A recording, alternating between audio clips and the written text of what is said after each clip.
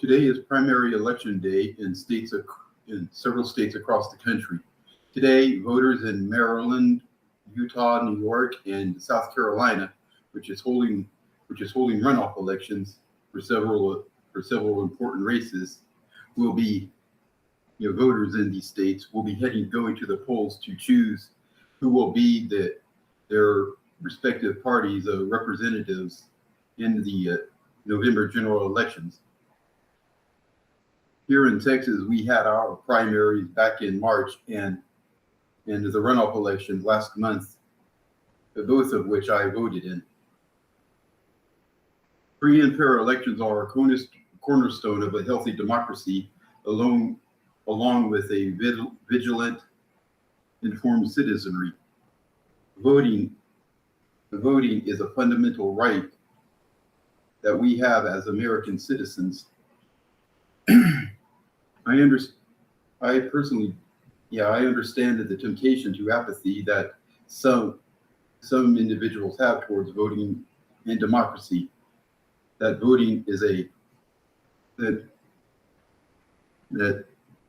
voting is a purposeless endeavor, that it won't change anything, and that their vote doesn't matter anyway.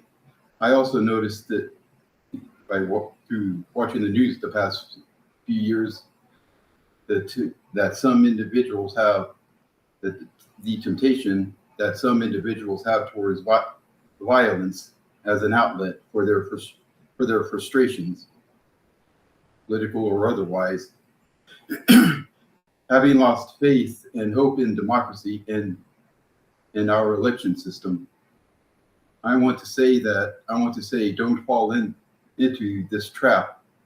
The way you create change is by the ballot. If you don't like something that your representative or your local government is doing, or that you feel that your representative in Congress or your senator is not representing your interests, you vote them out in order to persuade others to vote them out. That's how democracy works. As an autistic American, the right to vote is very special to me personally. Yesterday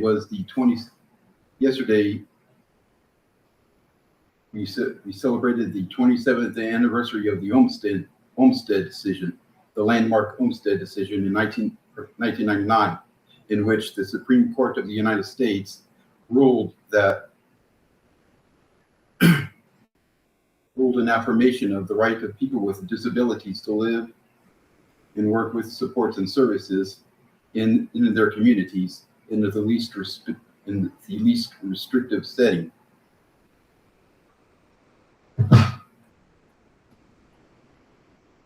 Part of living in community, there's a saying that voting rights are disability rights. Part of living in community means the right to vote and to participate in free and fair elections.